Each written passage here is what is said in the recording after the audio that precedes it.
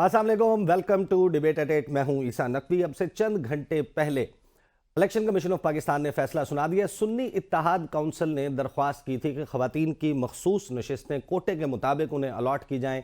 4-1 से ये फैसला सुनाया गया है और सुन्नी इत्तेहाद काउंसिल की दरख्वास्त को मुस्तरद कर दिया गया है। अब इसका क्या एंड गेम होगी? क्या मुस्लिम league Nawaz, Pakistan peoples party, JUIF, MQM, जिन्होंने अप्रोच किया इलेक्शन कमीशन ऑफ पाकिस्तान को कि सुन्नी इत्तेहाद काउंसिल के या तहरीक इंसाफ के जो बैक्ड कैंडिडेट्स हैं उनके हिस्से में आने वाली खवातीन की मखसूस नशिस्तें हिस्सा बकदर जुस्सा उनमें तकसीम कर दी जाए। एग्जैक्टली इसके क्या मकासद हो सकते हैं तहरीक इंसाफ के पास, इस हवाले से क्या ऑप्शंस हैं, इसके हवाले से भी बात होगी। और नौ मुंतखब वज़ीर आज़म शहबाज शरीफ साहब ने बतौर 24वें वज़ीर आज़म हल्फ उठा लिया है और गवर्नर जो उनको गार्ड ऑफ ऑनर है वो भी दे दिया गया है। अब सदर का इलेक्शन भी होने जा रहा है।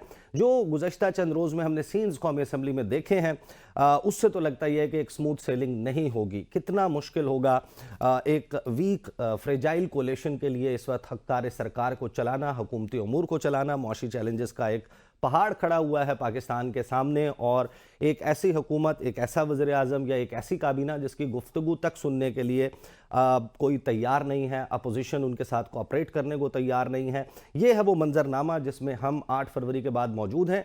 कौमी असम्बली के इजलास में हमने देखा शहबाज शरीफ साहब ने जिस वक्त इलेक्शन लड़ा वो उनको 201 वोट्स मिले। उसके फ़ौरन बाद उन्होंने जो तकरीर शुरू की उसमें चोर चोर के नारों की सदाएं मौजूद थीं।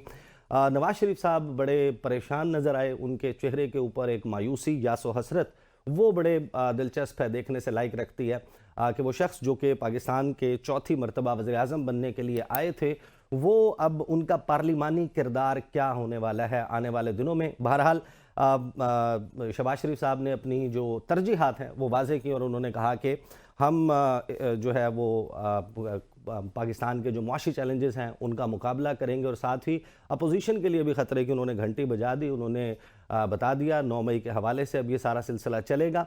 जो गुफ्तगू इस हवाले से बिलावल भुट्टो ज़रदारी ने की, उनकी स्पीच बड़ी इंटरेस्टिंग थी। उन्होंने क्या कहा, ज़रा सुनिए। ऑपोजिशन के साथी को भी दावत दूंगा कि चाहे वो इलेक्शन रिफॉर्म्स हो, चाहे वो जुडिशल रिफॉर्म्स हो, उस पे आप हमारे साथ थे। अगर शहबाज शरीफ साहब इलेक्शन जीते या आपका कैदी नंबर 804 इलेक्शन जीते, आपको अपने तमाम नेशनल असेंबली के रिजर्व सीट्स मिल भी जाए, आप ये कुर्सी नहीं संभाल सकते पाकिस्तान पीपल्स पार्टी के वोट्स के बगैर। खान साहब ने खुद एक तो एडमिट किया कि लॉस्ट साइफर। क्यों साइफर कहा जाता है इसको? Because it's encrypted. हम सब जानते हैं कि जानबूझ के किसी ने उस साइफर की एलिजेड कॉपी को इंटरनेशनल पब्लिकेशन में प्रिंट किया अपनी सियासत के लिए। अगर मैं उस कॉन्स्टिट्यूशन को वायलेट करता हूं तो मुझे सजा दिलवाए, 100 दफा मुझे सजा दिलवाए। अगर कोई उस तरफ से इस कॉन्स्टिट्यूशन को वायलेट करता है तो उनको सजा दिलवाए। बिलावल भुट्टो ज़रदारी ने यह भी कहा कि 9 मई के वाक़यात पर चीफ जस्टिस की सरबराही में जुडिशल कमीशन बनाया जाए। साथ ही वो ये कहते हैं कि वो तो अपोजिशन के हक़ की बात कर रहे हैं लेकिन उनकी तकरीर के दरमियान भी रखना डाला जा रहा है। ये बात भी हैरान कुन है कि जुल्फ़िकार अली भुट्टो का नवासा, जुल्फ़िकार अली भुट्टो का दामाद और ज़ियाउल हक के जो बेटे हैं उनका इंतखाब एक ही है और वो हैं शहबाज शरीफ। उनको वोट डाला ज़ियाउल हक के बेटे ने भी और उन्हीं को वोट डाल रहे हैं जुल्फ़िकार अली भुट्टो के नवासे और दामाद भी। खालिद मकबूल सदीकी साहब ने एक बड़ा दिलचस्प इंकशाफ किया। आज उन्होंने जब तकरीर की, उन्होंने 2018 के इलेक्शंस में जो कुछ हुआ और 2024 के इलेक्शन में जो कुछ हुआ है उसका मवाजना किस तरीके से किया, सुनिए। उनसे मैं मुतालबा करता हूँ, उनसे दरखास्त करता हूँ कि इस पे आप जुडिशल कमीशन भी बना दें। कि इनको हराया गया है तो भाई 18 में जिस तरह जितवाया गया था 24 में उस तरह हरा दिया गया है कि जब तक सियासी कुव्वतों के दरमियान गुफ्तगू शुरू नहीं होगी तो फिर हमें कोई और बैठाएगा, घर भेजेगा। यानी कि खालिद मकबूल सदीकी साहब ने जो तौजीह पेश की कि 2018 में जिस तरीके से जितवाया गया था तो वो जस्टिफिकेशन है 2024 में वैसे ही तहरीक इंसाफ के लोगों को हरवा दिया गया। अब ये भी एक हैरान कुन इंकशाफ है। तमाम मामलात पर बात करने के लिए मेरे साथ स्टूडियोज़ में मौजूद हैं जनाब शेर अफजल मरवत साहब, पाकिस्तान साहब से ताल्लुक़ है। पाकिस्तान के इस वक्त जो दरपेश चैलेंजेस हैं, अपोजिशन क्या करने जा रही है, इन तमाम मामलात पर बात होगी। Very warm welcome to the show शेर अफजल मरवत साहब। Thank you sir. शहबाज शरीफ साहब वज़ीर आज़म बन गए हैं, आपका पहले तो मुझे मौक़िफ़ चाहिए कि क्या आप उनको वेलकम करते हैं as the new prime minister? मैं कथियन ایک ایسے شخص کو وزیر اعظم بننے پہ ویلکم نہیں کروں گا جو کہ MNA تو نہیں ہے لیکن وزیر اعظم بن گیا. آئین پاکستان کے تحت صرف ممبر نیشنل اسمبلی جو ہیں وہ وزیر اعظم پاکستان بن سکتا ہے. شہباز شریف فارم 45 پہ آ چکے ہیں لیکن 9 فروری کے رزلٹ میں 47 کے تحت ان کو جتوایا گیا ہے. جس طرح ان کے بھائی کو، جس طرح ان کی بھتیجی کو، اور جس طرح موجودہ اسپیکر اسمبلی کو اور 80 کے لگ بھگ لوگوں کو جو ہیں فارم 47 پہ جتوایا گیا، تو لہٰذا ایک جیلی مینڈیٹ کے ذریعے منتخب ہونے کے بعد ایسی انتخاب پہ افسوس کیا جا سکتا ہے، کوئی خوشی کا اظہار نہیں کیا. نہیں مروت صاحب، آپ یہ کہہ رہے ہیں کہ شہباز شریف قصور سے جو جیتے ہیں وہ بھی مشکوک ہے. جی وہ باقی تو فارم 45 آپ نے سامنے یہ رکھے فارم ہیں. 47 پہ ان کو جتوایا گیا. ہم نے اس پہ اعتراض اٹھایا اچھا، نامینیشن پیپر پہ، ان کے نامینیشن پیپر پہ ہم نے یہی تو ادھر اٹھایا کہ یہ MNA نہیں ہے تو لہٰذا یہ اس انتخاب کے لیے اہل نہیں ہے. تو اگر یہ MNA نہیں تھے اور ان کا انتخاب جو ہے وہ درست طریقے سے نہیں ہوا تو ان کا حلف جو ہے وہ صدر عارف علوی صاحب نے لیا. سال 2022 میں جب وہ بنے تھے وزیر اعظم، اس وقت انہوں نے کہا کہ میں علیل ہو گیا ہوں، ڈاکٹرز نے آرام کا مشورہ دیا اور واضح طور پر لگتا تھا کہ صدر جو ہیں ان کو ایک لیجیٹیمیٹ پرائم منسٹر کے طور پہ تسلیم نہیں کر رہے. تو آج ہم کیا سمجھیں کہ آج عارف علوی صاحب کی نظر میں لیجیٹیمیٹ پرائم منسٹر؟ یہ تو صدر عارف علوی صاحب ہی ایکسپلین کر سکتے ہیں، لیکن جہاں تک میرا خیال ہے صدر صاحب نے قومی اسمبلی کا اجلاس بلانے سے جو ہیں لیت و لال کیا تھا، جس پہ PMLN اور ان کے الائز نے بڑی دمکی آمیز بیانیہ جاری کیا کہ جی ہم ان پہ مقدمہ کریں گے، آرٹیکل 6 کی بات کی. مجھے ذاتی طور پر تو یہ محسوس ہو رہا ہے کہ شاید وہ اس کمپنسیشن کے چکر میں آج انہوں نے حلف اٹھا لیا، وہ ان سے لے لیا. اچھا، آپ یہ کہہ رہے ہیں کہ وہ جو آرٹیکل 6 کی دھمکی تھی تو وہ اب آرٹیکل 6 نہیں لگے گا، اب انہوں نے حلف اٹھا لیا؟ میرا خیال ہے انہوں نے جسٹر آف گڈ ول دیا ہے، شاید اس چیز کو لیسن کرنا چاہتے ہیں. تو عارف علوی صاحب کا سٹیٹس کیا ہے پارٹی میں اب؟ یعنی کہ پارٹی کے ساتھ ظاہر ہے کہ اب چند دن کے بعد وہ رخصت ہو جائیں گے ایوان صدر سے، تو پارٹی کی ان کے حوالے سے ایک مخصوص رائے ہے. خان صاحب کی رائے بھی ہمارے تک پہنچی علیمہ خان صاحبہ کے ذریعے، آپ کے ذریعے. آپ میں نے میرا خیال ہے سب سے پہلے یہ پوائنٹ آؤٹ کیا اور تحریک انصاف کے لوگوں نے آپ کے اوپر کرٹیسزم شروع کر دیا، پھر بعد میں وہی میسج جو ہے وہ ہم نے دیکھا کہ جیل سے بھی آیا. یہ عارف علوی صاحب جو ہیں انہوں نے ظاہر ہے کہ آئین کا آرٹیکل 48(5) اس کے تحت انہوں نے 90 دن میں الیکشنز اناؤنس کرنے تھے، انہوں نے نہیں کیے، تو آئین کی خلاف ورزی تو انہوں نے کی ہے. اس بات میں تو میں نہیں جانا چاہوں گا.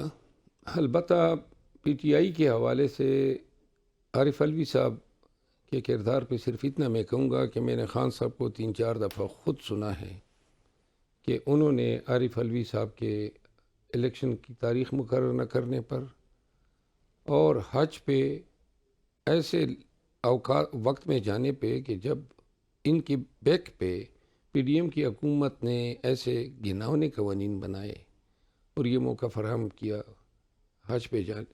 لہٰذا یہ تو جو باتیں ہیں نا، یہ خان صاحب کے دل سے نہیں نکلی ہے اور خان صاحب کی رائے کا مجھے بخوبی علم ہے کہ اس کے بعد خان صاحب کا دل ٹوٹ چکا ہے. تو لہٰذا میں نہیں سمجھتا ہوں کہ عارف علوی صاحب اور ہمارا پاکستان تحریک انصاف میں آنے والے دور میں ان کے لیے کوئی ایسی گرم جوشی ہوگی جو پہلے ہوا کرتی. آپ تو پریکٹس اینڈ پروسیجر ایکٹ اور ان کی بات کر رہے ہیں کہ جب وہ حج کرنے چلے گئے 2 قوانین تو ایسے تھے جو الیکشن ایکٹ میں جو ترمیم کی گئی جس کے ذریعے عمر بھر کی سزا کو 5 سال تک محدود کیا گیا، یہ اس کے علاوہ بھی 2 قوانین تھے. آرمی ایکٹ میں امینڈمنٹ کی گئی اور اس کے علاوہ جو آفیشل سیکرٹ ایکٹ میں، یہ سارے اس وقت کی ترمیمات تھی جب عارف تو علوی صدر نے تو کہا کہ میں نے تو اعتراض کیا تھا، میرے سٹاف نے نیچے سے جو ہے وہ کمیونیکیٹ نہیں کیا، وہ اعتراضات بھجوائے نہیں، پارلیمنٹ کو بھجوایا نہیں، اس وجہ سے تو وہ تو اپنی پوزیشن کلیئر کر نہیں وہ ترمیم کی بات نہیں ہے. یہ تو وہ ترمیمات تھی جو چیئرمین سینٹ کے دور میں جب یہ وہ پریزیڈنٹ کا ایکٹنگ چارج سنبھالے ہوئے تھے اس وقت. نہیں، وہ جو 2 قوانین کی میں بات کر رہا ہوں، آرمی امینڈمنٹ ایکٹ اور آفیشیل سیکرٹ ایکٹ، یہ 2 ایکٹ وہ ہیں جو صدر نے کہا تھا کہ میں نے ان پہ اعتراض کیا تھا لیکن میرے سٹاف نے وہ واپس نہیں بھجوائے. میرا خیال ہے کہ وہ ان 2 قوانین پہ نہیں تھا، تو عارف الوی صاحب جو ہیں وہ اسی وجہ سے انہی تمام مسائل کی وجہ سے آپ کے صدر کے امیدوار ہیں؟ دیکھیں سب سے زیادہ جو اہم بات تھی وہ ہے تاریخ تعین کرنا، اور جو سپریم کورٹ نے بھی بعد میں اپنے ججمنٹ میں ہولڈ کیا کہ یہ صدر پاکستان کا مینڈیٹ ہے، اپنی فرائض سے ادائیگی میں انہوں نے لیت و لال کیا، اور جو اس کا ہمیں اندازہ ہے کہ انہوں نے پریشر کے تحت کیا۔ تو اب محمود خان اچکزئی صاحب کو صدر کے کینڈیڈیٹ کے طور پہ یہ فیصلہ کس کا تھا؟ پارٹی کا فیصلہ ہے۔ پارٹی کا فیصلہ ہے؟ پارٹی کا فیصلہ ایک جیل سے باہر پارٹی، ایک جیل میں پارٹی ہے؟ نہیں تو کنسلٹیشن سے ہوا ہے، خان صاحب کی اپروول سے۔ کنسلٹیشن سے ہوا، تو اس کے لیے ایک ظاہر ہے کہ ایک نمبر گیم بھی درکار ہوتی ہے، اس میں رابطے کر رہے ہیں کہ نہیں کوئی جماعتوں کے ساتھ؟ جی ہاں، ہم بھی کر رہے ہیں، محمود خان اچکزئی صاحب خود بھی کر رہے ہیں۔ تو مولانا فضل الرحمان اپوزیشن میں ہیں، وہ حکومت کے ساتھ نہیں بیٹھ رہے، جس وقت پرائم منسٹر کا الیکشن ہونا تھا وہ سندھ چلے گئے، کراچی چلے گئے، جی ڈی اے کے ساتھ ملاقاتیں کر رہے ہیں، تو مولانا صاحب کو ساتھ لے کے چلنے کا اس قسم کا کوئی ارادہ نہیں ہے؟ ہمارا کوئی ارادہ نہیں ہے۔ مولانا فضل الرحمان کے ساتھ آپ لوگ کوئی نہیں، ہم چاہیں بھی تو ہماری پارٹی کے بہت سارے لیڈر نہیں چاہتے، ہمارے ورکرز جو ہیں مینٹلی اس کے لیے تیار نہیں ہیں۔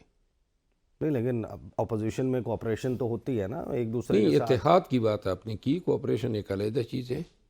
اتحاد سے مراد یہ ہے کہ ہم شاید پھر کے پی میں بھی ان سے اتحاد کریں گے، شاید نمبر گیم کے لیے ہمیں مرکز میں سینٹ میں بھی ان سے اتحاد کرنا پڑا۔ بیسیکلی اپوزیشن میں وہ اپنی مرضی سے بیٹھے ہیں، اپنے حالات سے مجبور ہو کے، اور ہمیں تو زبردستی اپوزیشن میں رکھا گیا ہے۔ حالات و واقعات نے ہمیں ایک جگہ بٹھایا ہوا ہے، بس تو یہ۔ شہباز شریف صاحب تو وزیر اعظم بن گئے، ان کو مبارکباد کے پیغام کل چائنیز پریزیڈنٹ کا بھی آ گیا، ترک صدر نے فون کر دیا، ابراہیم رئیسی کا پیغام آ گیا، پھر آج جو ہے وہ برطانیہ کی طرف سے، سعودی عرب سے پیغامات کا سلسلہ۔ تو انیشلی جب ہم نے یہ دیکھا تھا کہ آپ لوگوں کے اعتراضات، فارم 45، آبزرورز، ان سب کی باتوں کے بعد انٹرنیشنلی بھی ایک سٹینس آیا تھا اسٹیٹ ڈپارٹمنٹ کا، یورپی یونین کا، اقوام متحدہ کا، تو میرا خیال ہے کہ اب تو وہ ایک نیو نارمل کے طور پہ ایکسیپٹ کر لیا ہے، انٹرنیشنلی تو کوئی پرابلم نہیں آ رہا شہباز شریف کو۔ میرا خیال اس سے ڈیفرنٹ ہے۔ انٹرنیشنل میڈیا نے پاکستان میں انتخابات کو مانیٹر کیا۔ 10 دن پہلے الیکشن سے بہت سارے انٹرنیشنل میڈیا کے لوگ آئے ہوئے تھے، اور 8 اور 9 فروری کو جو رپورٹنگ پاکستان سے ہوئی ہے، سب سے پہلے ان انتخابات کو پی ٹی آئی کے امیدواران کے بعد متنازع انٹرنیشنل میڈیا نے بنایا ہے، اور اتنے وسیع پیمانے پہ ریگنگ کے الزامات دنیا بھر میں گئے کہ European union, United States, Canada, Australia, India, you کے، ہر جگہ سے جو ہیں اس پہ آؤٹ کرائی آئی۔ انٹرنیشنل کانگلومریٹس نے ان پہ کنسرن شو کیا، انویسٹیگیشنز کی ڈیمانڈ ہوئی، تو لہٰذا اور یہ آج تک انٹرنیشنل میڈیا اسی موقف پہ ہیں۔ اس پرسیپشن نے ٹوٹل آؤٹ لک چینج کیا ہے۔ ان الیکشن کو پوری دنیا جو ہے مشکوک اور ریکٹ قرار دے رہی ہے۔ اب یہ جو تہنیتی پیغامات ہیں، یہ شہباز شریف کے لیے نہیں ہے۔ ہم ایک ڈپلومیٹک سرکل میں رہ رہے ہیں، ریاست پاکستان میں ایک شخص کو وزیر اعظم کی منصب پہ بٹھایا گیا ہے، تو یہ وہ جسٹرز ہیں جو اسٹیٹ آف پاکستان کی طرف گڈ ول کے طور پہ یہ برادر ممالک جو ہیں دے رہے ہیں۔ اس سے یہ اخذ کرنا کہ اس کی حکومت کی لیجیٹیمیسی کو تسلیم کر لیا گیا ہے، یہ قطعاً غلط ہے۔ صحیح۔ مجھے بریک لینی ہے، بریک کے بعد واپس آئیں گے تو شیر افضل مروت پوچھیں گے کہ سنی اتحاد کونسل کے پلیٹ فارم کو تو اب مخصوص نشستیں نہیں مل رہی، ان کے پاس لیگل آپشنز کیا ہیں، آئینی قانونی طور پر یہ کیا آپشنز استعمال کر سکتے ہیں؟ بات کرتے ہیں آفٹر دا بریک۔